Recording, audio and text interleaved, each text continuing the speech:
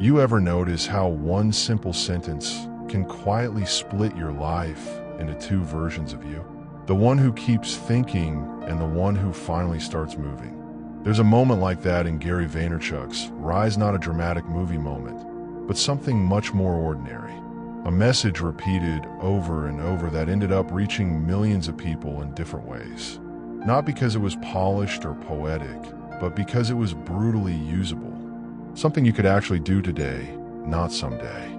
Gary Vee built his whole philosophy around a discomfort most people try to avoid. The idea that you're not waiting for the perfect moment, you're just choosing to delay your own life. That sounds harsh at first, but the more you sit with it, the more it starts to feel like clarity instead of pressure. Because if you remove the fantasy of, someday I'll be ready, something interesting happens. You're left with today. And today is a lot more honest than most people want to admit. He kept saying it in different ways. Start before you're ready. Stop overthinking. Execute more than you plan. And while it sounds simple, simplicity is exactly what makes it uncomfortable. Because simple advice removes hiding places. Most people are not stuck because they lack ideas. They are stuck because they are waiting for permission.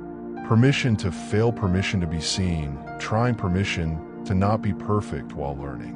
And Gary Vee basically removes that permission structure completely. You don't need it. That's the part that hits people hardest. Not motivation, but responsibility. There's a stoic thread running through this message too, even if it doesn't always sound philosophical on the surface.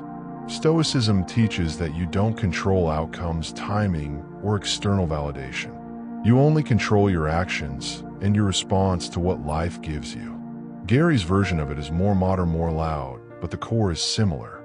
Stop obsessing over what you can't control and start respecting what you can. And what you can control is shockingly small at first. You can write one post. You can learn one skill. You can send one message. You can show up once more when you feel like disappearing.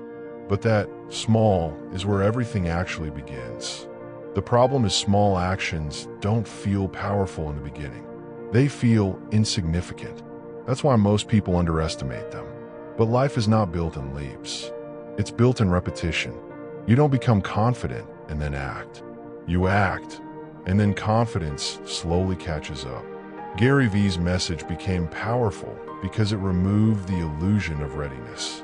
He kept telling people that attention is being wasted every single day on things that don't matter, while time keeps moving forward regardless.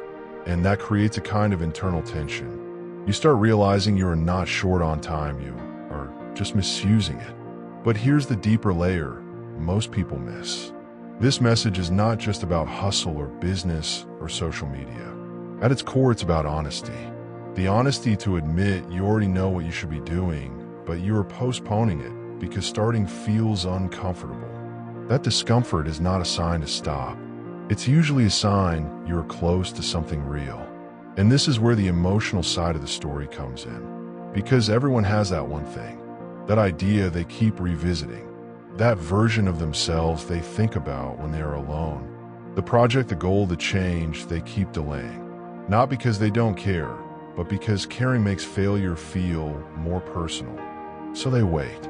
For confidence, for timing, for a clearer path. But clarity rarely comes first.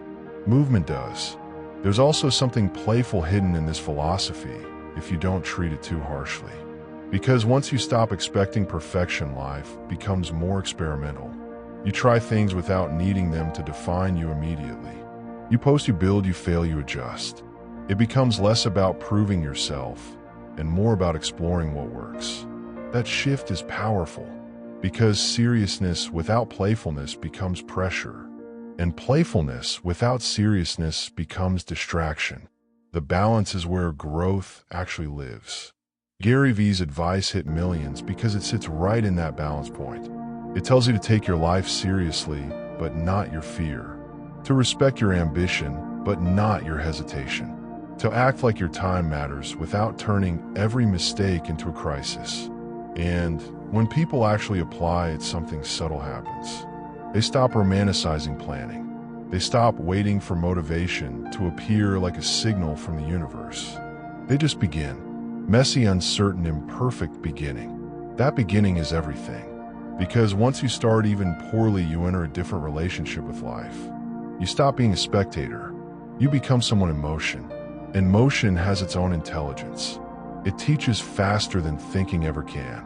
Most people think they need a breakthrough, but often they just need repetition without quitting.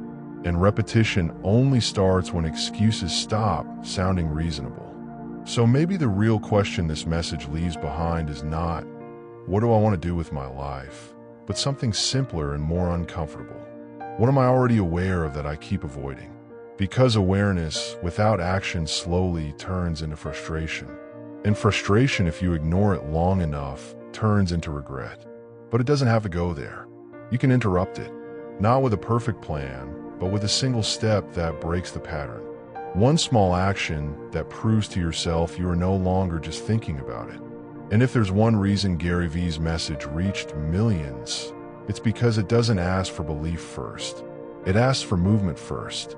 Belief comes later, after you see yourself actually doing the thing you once kept delaying. That's the shift.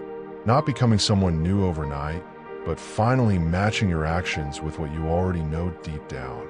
And once that alignment starts, even slightly, everything begins to feel less heavy and more possible.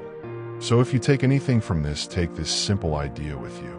Not as motivation, but as a quiet reminder you can return to when you start overthinking again. Start where you are. Use what you have. Do what you can right now. And let the rest build itself through motion.